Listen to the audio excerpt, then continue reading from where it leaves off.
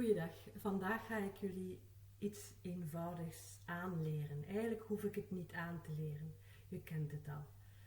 Het enige is dat ik je graag zou uitnodigen om het meer toe te passen en het spontaan gaan uit te breiden. En waarover heb ik het dan eigenlijk? Over pendiculating. Pendiculating is eigenlijk het rekken en strekken van je lichaam en tegelijkertijd geven om zo het lichaam wakker te maken. Eigenlijk rekken en strekken als een kat. Degenen die mijn lessenreeksen reeds gevolgd hebben van Take a Breath en Breath, Body and Boundary, die zullen deze oefening zeker al meegekregen hebben, want het is eigenlijk een hele basisoefening. Het is eigenlijk geen oefening omdat het iets is. De pendiculating response is eigenlijk iets van nature. Het is, je ziet, je hebt misschien een kat. Of je hebt katten van de buren die in jouw tuin een keer lekker komen rekken en strekken in de zon. En zich nergens en van niemand iets aantrekken. Ze gaan geeuwen en rekken en tot aan de klauwtjes. Ja, en dat is wat ik eigenlijk vandaag wil tonen. Niet dat het moeilijk is. En ook wil zeggen waarom het zo een goede natuurlijke reactie is van ons lichaam. Uiteraard bij het wakker worden is ons lichaam, we hebben de hele nacht geslapen, ons lichaam is eigenlijk een beetje stijf van het slapen, heeft de hele tijd niet bewogen.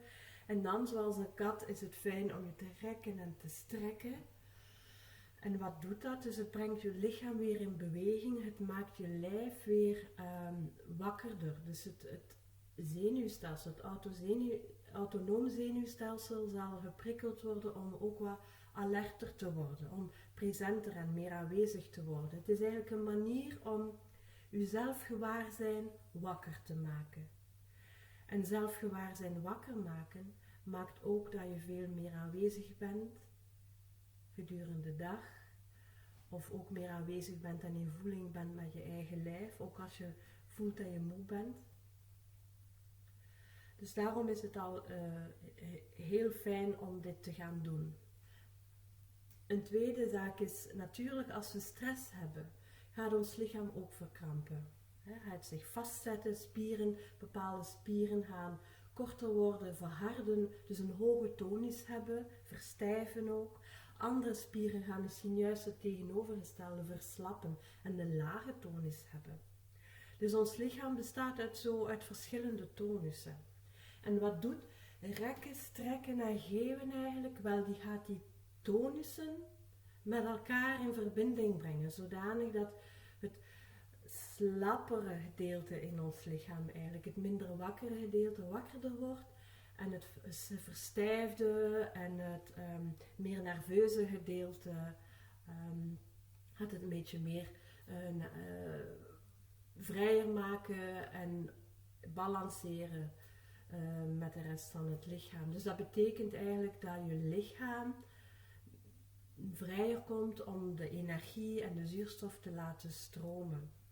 Dat is wat ook het geeuwen gaat doen. Het geeuwen komt alsmaar meer en groter dikwijls als we uitrekken. Dat is omdat die delen in ons lichaam, elk celletje in ons lijf, wakkerder wordt. Dus dat is een moment om het geeuwen helemaal toe te laten. En ook de bewegingen die zich spontaan beginnen voordoen, laat je gebeuren. Het is een pre-yoga oefening, zou je kunnen zeggen. Je hoeft er geen bepaalde houding vast te houden. Je laat je lichaam rekken en strekken. En soms is het goed om het zelf te gaan initiëren. En dan in voeling blijven wat komt of niet. Je kunt het staande doen. Maar liggende is natuurlijk veel ruimer dan ook veel meer je benen kunt gebruiken.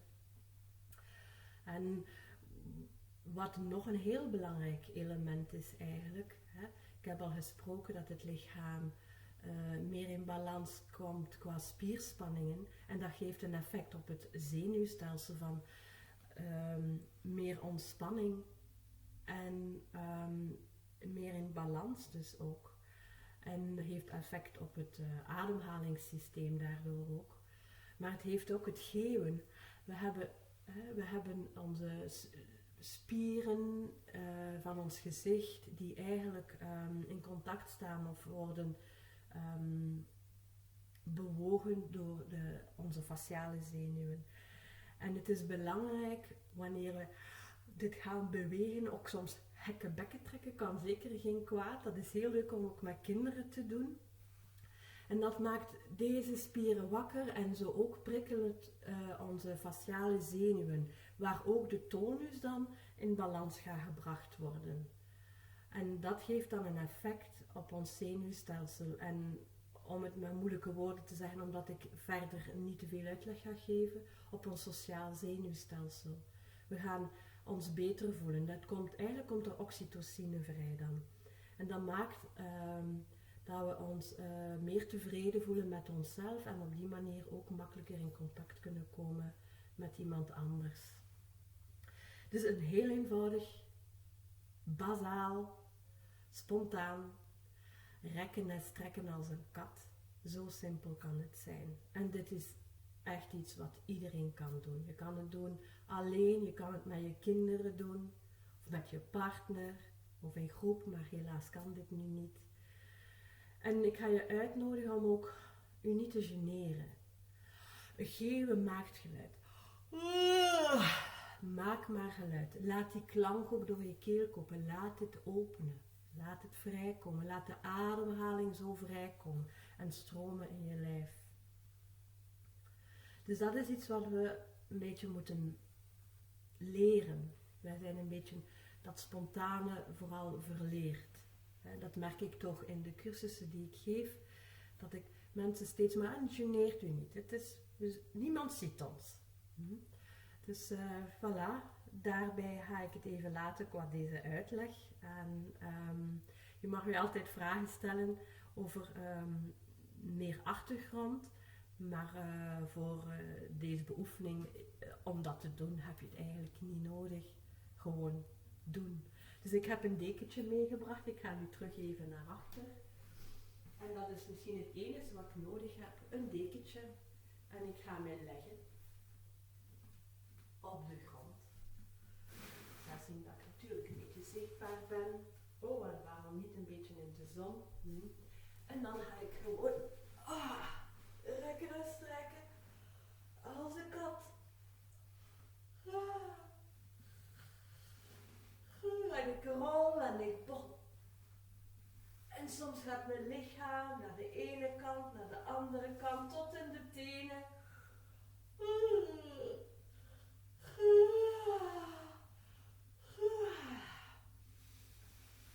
En ik kan zo een tijdje doorgaan.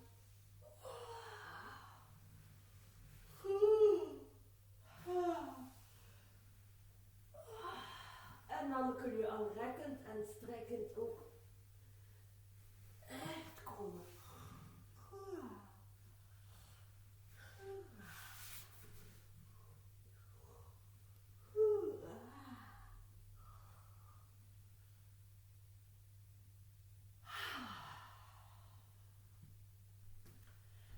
Dus dat is iets heel eenvoudigs. Ik zou zeggen, laat je gaan. Ga voelen hoe je lichaam zich in een wrong wil wringen om net deze plekjes te bereiken, deze zenuw nog te kunnen bereiken en te rekken en te strekken. Ik zou zeggen, geniet ervan. Gewoon doen. Zo simpel is het. En graag tot de volgende keer. Dag.